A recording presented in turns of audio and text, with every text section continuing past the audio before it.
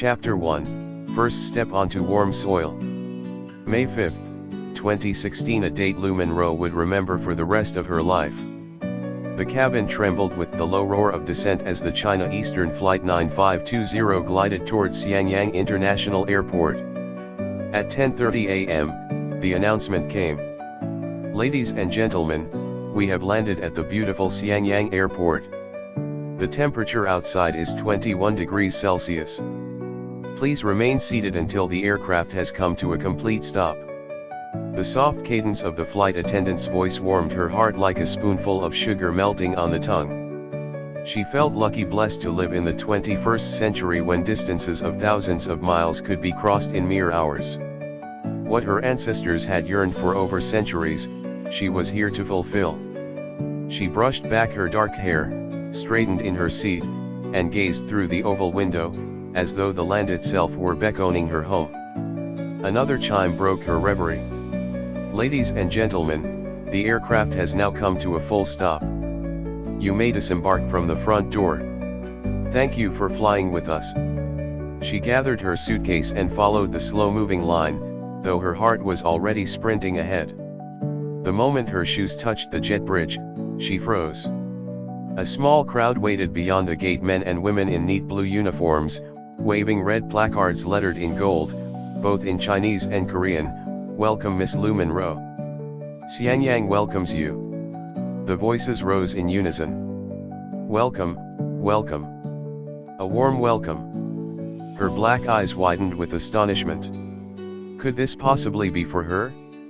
She hesitated, dragging her suitcase forward, uncertain if she was walking into a dream. A young man in his 20s broke away from the group and hurried toward her. Miss Lu, I'm Huang typing, with the Xiangyang Foreign Friendship Association. I've been sent to meet you. Welcome to our city. You're sure you've got the right person? She teased, tilting her head. How do you know I'm Miss Lu? My face doesn't have my name written on it. He chuckled. We saw the photo you sent. And you're the only young woman on this flight arriving from Korea. Plus, he gave a playful once-over, the look is unmistakable. I've welcomed many visitors from Korea. Before she could respond, the group surged closer like fans greeting a celebrity.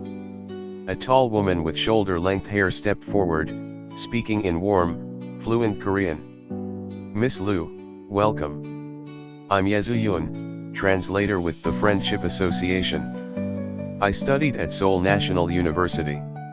Our director sent me to greet you and help with communication, but clearly your Mandarin is excellent. Really? We're alumni, then. I just graduated from Seoul National, majoring in history with a minor in Chinese. I've been practicing Mandarin for years, it's been a dream of mine. Their laughter mingled, and suddenly the distance between stranger and friend seemed to dissolve. Curious bystanders craned their necks, whispering as if they had spotted a television star. Blushing under their compliments, Lu Man let herself be swept along. Huang gestured for the crowd to part. Miss Lu has traveled far and is surely tired. Let's take her to the hotel first. Through the concourse and out to the parking lot they went, Huang leading with her suitcase, Ye beside her like an old companion. The car pulled out onto the highway, and Ye introduced the hotel. We booked you into the ancient city guest house. It's set inside Xiangyang's historic quarter, traditional architecture, yet close to all the landmarks. Since you love history, you'll find it perfect. That sounds wonderful, Lu Man replied, her voice bright with anticipation. Half an hour later, they pulled up in front of a stone-walled building that looked as though it had stepped straight out of a period drama. A sign read Ancient City Guest House. Huang opened the door for her with a courteous smile. Miss Lu, we've arrived.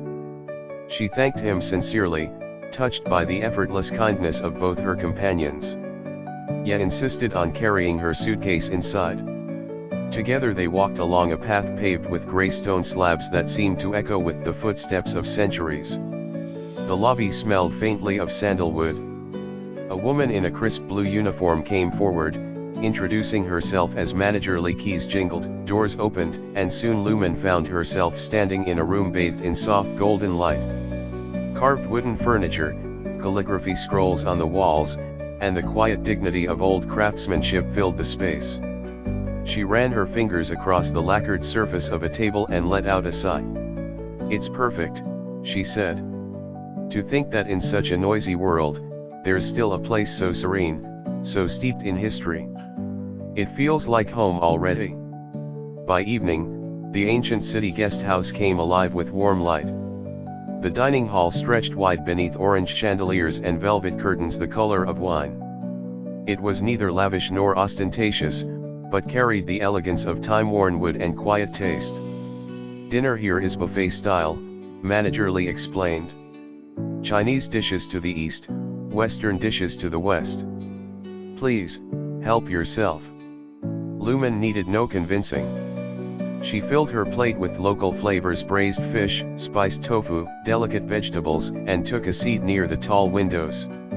Outside, the last light of the sun slanted across the city, spilling into the room like a blessing. She ate slowly, savoring every taste, her historian's eye noting not just the food but the way the place seemed to breathe with tradition. "Excuse me, may I sit here?" A man stood across from her, dressed neatly in a dark suit. She nodded, and he set down his tray. To her surprise, he switched to Korean. "Are you from Korea?" Her chopsticks froze mid-air. Then she answered in the same language, delighted. "Yes, I'm from Xiangyang in Gangwon province." "And you, sir?" His smile deepened. "So am I. I'm Ahn Hao, posted here earlier this year by our county government for an exchange program. I'd heard that a guest from Xiangyang would arrive soon. I didn't expect to meet you tonight." Her heart leapt. Of all the strangers she had met that day, here was someone from her own hometown. She introduced herself eagerly. "I'm Lu Manrou. I just arrived this morning. It's incredible to find a familiar accent here." He handed her a card. "If you need anything, don't hesitate. I know my way around now. On the weekend, I'd be glad to show you the city." "That would be wonderful. Thank you, Mr. Ahn. Call me Hao, or even Ahn age big brother Ahn. I have a younger sister your age." She laughed. "Then I've gained another brother tonight." They talked until the plates were empty, about his work, about her studies, about the bridges yet to be built between their two homelands. But soon he urged her gently to rest. "You must be tired. We'll have more chances to talk."